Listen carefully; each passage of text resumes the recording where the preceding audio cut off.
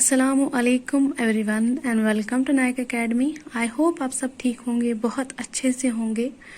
तो हमने जो लास्ट वाला वीडियो अपलोड किया था उसमें हमने क्या किया था डिस्कस। एक तो कैश बुक हमने पढ़ा था, कैश बुक की टाइप्स हमने डिस्कस की थी, कैश बुक क्यों बनाई जाती है, उसमें क्या क्या ट्रांजैक्शन रिकॉर्ड होती हैं, हमने उसके फीचर्स डिस्कस किए थे, हमने उसकी इम्पोर्टेंस डिस्कस की थी, प्लस हमने कैश बुक की टाइप्स डिस्कस की थी। तो जिन्होंने वो वीडियो देखा है तो बहुत अच्छी बात है, जिन्होंने अभी तक वो वीडियो नहीं देखा है लिंक आपको डिस्क्रिप्शन में मिल जाएगी, आप वो वीडियो देख सकते हैं। Thank you. तो चलिए हम स्टार्ट करते हैं आज का हमारा टॉपिक जो कि बेस्ड है फाइनेंशियल स्टेटमेंट, जिसको आप फाइनेंशियल मैनेजमेंट भी कहते हो। अब फाइनेंशियल स्टेटमेंट क्या होती है, उसकी इंपॉर्टेंस क्या है, ये हम आज की वीडियो में डिस्कस करेंगे। तो फाइनेंशियल स्टेटमेंट पे आते हैं कि फाइनेंशियल स्टेटमेंट क्या होती है। Financial statements are the statements prepared at the end of accounting period to know the profit or loss of the business. Financial statements कब बनाई जाती हैं? अकाउंटिंग पीरियड के एंड में। वो क्यों बनाई जाती हैं? आपके अपने बिजनेस, जो आपने बिजनेस ओपन किया है उसका प्रॉफिट और लॉस जानने के लिए स्टेटमेंट्स बनाई जाती हैं। It includes trading profit and loss account. इसमें आपको क्या क्या बनाना होता है? Trading profit and loss account and balance sheet. और उसमें क्या क्या बनाना होता है आपको? Balance sheet. अब इसका फाइनेंशियल स्टेटमेंट का ये हम क्यों बनाते हैं, इसकी इंपॉर्टेंस क्या है? इससे बेसिकली आप जो बिजनेस खोला है, जो आपने ओपन किया है, उसका आपको फाइनेंशियल पोजीशन पता चल जाता है कि आपका कितना प्रॉफिट हो रहा है, कितना लॉस हो रहा है इन फाइनेंशियल स्टेटमेंट्स के थ्रू। अब इसकी importance of financial statements. Trading and profit loss account, इसमें आप क्या बनाते हो? ट्रेडिंग अकाउंट बनाते हो, प्रॉफिट एंड लॉस अकाउंट बनाते हो। टू नो ग्रॉस प्रॉफिट और ग्रॉस लॉस, आपको पता चल जाता है कि आपके बिजनेस में कितना ग्रॉस प्रॉफिट हो रहा है, कितना ग्रॉस लॉस हो रहा है। ये हम आगे डिस्कस करेंगे कि ग्रॉस प्रॉफिट क्या होता है और ग्रॉस लॉस क्या होता है। टू नो नेट प्रॉफिट और नेट लॉस, आपके बिजनेस का नेट प्रॉफिट और लॉस आपको पता चल जाता है। To compare with previous year profit, आपको कंपेरिजन करने को मिलता है कि आपके लास्ट ईयर कितना प्रॉफिट या लॉस हुआ था और आज कितना प्रॉफिट और लॉस हो रहा है। प्लस आपको बाकी जो बिजनेस होते हैं, बाकी लोगों के जो बिजनेस होते हैं उनसे भी आप कंपेयर कर सकते हो कि उनके कंपेरिजन में आपका कितना प्रॉफिट हो रहा है, कितना लॉस हो रहा है। To know the net income plus expenses, आपको अपनी नेट इनकम और एक्सपेंसेस पता चल जाते हैं। To determine the reserve to be created out of net profit, और नेट प्रॉफिट में हमें कितना रिजर्व क्रिएट करना है वो भी आपको पता चल जाता है। किसके through? Trading and profit loss account के थ्रू। फिर सेकेंड स्टेप हम इसमें क्या करते हैं? बैलेंस शीट बनाते हैं।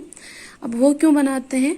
To know the financial position, जो फाइनेंशियल शीट है, सॉरी बैलेंस जो शीट है, इसको ये आपका फाइनल स्टेटमेंट होता है जहां पे आपको कंप्लीटली क्लियर हो जाता है कि आपकी जो फाइनेंशियल पोजीशन है वो कितनी स्ट्रांग है, कितना प्रॉफिट है, कितना लॉस है। To have comparison with previous years, और ऑब्वियसली आपको कंपेयर करने को मिलता है कि आपके प्रीवियस ईयर कितना प्रॉफिट हुआ था और इस साल कितना प्रॉफिट हो रहा है। To determine the solvency position, और आपकी सॉल्वेंसी पोजीशन आपको पता चल जाती है आपकी बिजनेस की। अब यूजर्स ऑफ फाइनेंशियल स्टेटमेंट, और फाइनेंशियल स्टेटमेंट किस किस के लिए जरूरत होती है? इंटरनल यूजर्स कौन कौन आता है इसमें? ओनर्स और मैनेजमेंट एंड एम्प्लॉयज, ये आते हैं किसमें? मीन्स ये फाइनेंशियल स्टेटमेंट जो होती है इसके कौन कौन से यूजर्स होते हैं, इनको किनको दिखानी होती है? जो इंटरनल यूजर्स होते हैं, एक तो ओनर्स जिनका बिजनेस है, प्लस मैनेजमेंट और एम्प्लॉयज को आपको बताना होता है, वो आपके इंटरनल यूजर्स में आते हैं। फिर आता है एक्सटर्नल यूजर्स, एक तो आपको बैंक को बताना होता है एंड फाइनेंशियल इंस्टीट्यूशंस को बताना होता है, प्लस क्रेडिटर्स को, government and it is authorities. ठीक है, ये हमारे आते हैं एक्सटर्नल यूजर्स।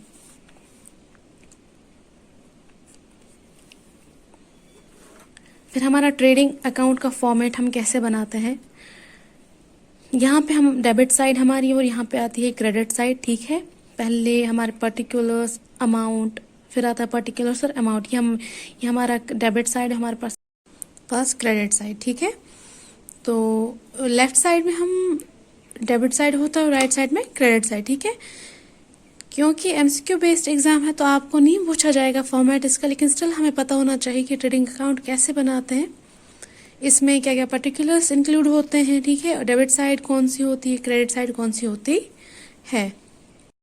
तो चलिए अब हम पढ़ते हैं कि ट्रेडिंग अकाउंट कौन सा अकाउंट होता है, प्रॉफिट लॉस अकाउंट कौन सा अकाउंट होता है, उनके बीच में डिफरेंस क्या है। तो पहले तो रिलेशन इनका, trading account is a part of profit and loss account. जो ट्रेडिंग अकाउंट होता है ये प्रॉफिट एंड लॉस अकाउंट का पार्ट है। Profit and loss account is the main account, लेकिन जो प्रॉफिट एंड लॉस अकाउंट होता है मेन अकाउंट होता है। नेचर, ग्रॉस प्रॉफिट और gross loss is ascertain from trading account. Trading account के थ्रू हम ग्रॉस प्रॉफिट और ग्रॉस लॉस निकालते हैं। Profit and loss account is prepare to ascertain net profit और net loss of the business. और जो profit and loss account है वो हम इसलिए बनाते हैं अपने बिजनेस का नेट प्रॉफिट और नेट लॉस निकालने के लिए। अब ग्रॉस प्रॉफिट क्या होता है और ग्रॉस लॉस, नेट प्रॉफिट और नेट लॉस क्या होते हैं, हम आने वाले लेक्चर में डिस्कस करेंगे डिटेल में। तो पहले मैं आपको इतना ही बोल दूं कि जो जो ग्रॉस प्रॉफिट है ना, ये मतलब होते हैं वो वाले एक्सपेंसेस, वो वाले परचेज, वो वाले सेल्स जिनका हमारे बिजनेस के साथ डायरेक्ट लिंक होता है। ओपनिंग स्टॉक हो गया, क्लोजिंग स्टॉक होता है, ठीक है। जितनी भी चीजें हमारे बिजनेस के साथ डायरेक्टली अटैच्ड होती हैं हमारे ग्रॉस प्रॉफिट और ग्रॉस लॉस में आती है। और जो इनडायरेक्ट होती हैं, सेल्स हो गया, एक्सपेंसेस होते हैं, डिस्ट्रीब्यूशन होते हैं, वो कहाँ पे आते हैं, प्रॉफिट एंड लॉस अकाउंट में, ठीक है। तो जो ट्रेडिंग अकाउंट है इसके थ्रू हम क्या निकालते हैं, ग्रॉस प्रॉफिट, ग्रॉस लॉस। और जो प्रॉफिट एंड लॉस अकाउंट है इसके थ्रू हम क्या बनाते हैं, नेट, इसके थ्रू हम क्या निकालते हैं, नेट प्रॉफिट और नेट लॉस। अब हम आते हैं transfer of balance. Balance of the trading account is transferred to profit and loss account. क्योंकि ट्रेडिंग अकाउंट किसका पार्ट है, प्रॉफिट एंड लॉस अकाउंट का, तो जो ये बैलेंस है ट्रेडिंग अकाउंट का हम ट्रांसफर करते हैं मेन अकाउंट, जिसको हम प्रॉफिट एंड लॉस अकाउंट बोलते हैं। Balance of the profit and loss account is transfer to capital account of the proprietor. जो बैलेंस होता है प्रॉफिट एंड लॉस अकाउंट का वो हम कहाँ पे ट्रांसफर करते हैं, कैपिटल अकाउंट में, जो किसका होता है, प्रोप्राइटर का। अब इसमें हम क्या क्या चीजें, क्या क्या डायरेक्ट मीन्स जो डायरेक्ट एक्सपेंस वगैरह हम इसमें क्या क्या इंक्लूड करते हैं आइटम्स, ठीक है। Items shown in the trading are purchase, sales, openings and closing stock, direct stock expenses, ठीक है। डायरेक्ट एक्सपेंस जो आइटम्स होते हैं ट्रेडिंग अकाउंट में हम कौन कौन से इंक्लूड करते हैं इसमें, purchases, sales, openings, closings, opening and closing stock, direct expenses extra. देखो आप, ओपनिंग स्टॉक वो होता है जब भी आप बिजनेस स्टार्ट करते हैं ना, स्टार्टिंग में आपके पास जितना भी स्टॉक होता है उसी को आप क्या कहते हो, ओपनिंग स्टॉक होता है, उसी को आप ओपनिंग स्टॉक कहते हो। और जब आपके बिजनेस का अकाउंटिंग पीरियड एंड होता है तो उस जितना आपके पास स्टॉक बचा है उसको आप क्या कहते हो, क्लोजिंग स्टॉक कहते हो। तो ये सब चीजें आती हैं किसमें, ट्रेडिंग अकाउंट में। फिर आते हैं items like indirect expenses, related sales, distribution, administration, finance are shown in profit and loss account. जैसे मैंने कहा कि नेट प्रॉफिट लॉस जब हम निकालते हैं ना प्रॉफिट एंड लॉस अकाउंट में, हम शो करते हैं इनडायरेक्ट एक्सपेंसेस, मींस वो वाली चीजें जिनके हमारे बिजनेस के साथ डायरेक्ट लिंक नहीं है, वो चीजें हम शो कहाँ पे करते हैं, प्रॉफिट एंड लॉस अकाउंट में। जैसे इनडायरेक्ट एक्सपेंसेस हो गए, रिलेटेड सेल्स हो गए, डिस्ट्रीब्यूशन हो गया, एडमिनिस्ट्रेशन हो गया, फाइनेंस हो गया, ये हम कहाँ पे शो करते हैं, प्रॉफिट एंड लॉस अकाउंट में। तो कल हम करेंगे डिस्कस के ग्रॉस प्रॉफिट, ग्रॉस लॉस क्या होता है, नेट प्रॉफिट, नेट लॉस क्या होता है, कुछ एग्जांपल्स करेंगे। और हम कल फॉर्मूला डिस्कस करेंगे, कॉस्ट ऑफ गुड्स सोल्ड उसका फॉर्मूला, ग्रॉस प्रॉफिट का फॉर्मूला, नेट प्रॉफिट का फॉर्मूला वगैरह। तो जिसको वीडियो अच्छा लगा हो और समझ आया तो प्लीज लाइक, शेयर और सब्सक्राइब करना ना भूलें। तो चलिए कल मिलते हैं फिर। Thank you.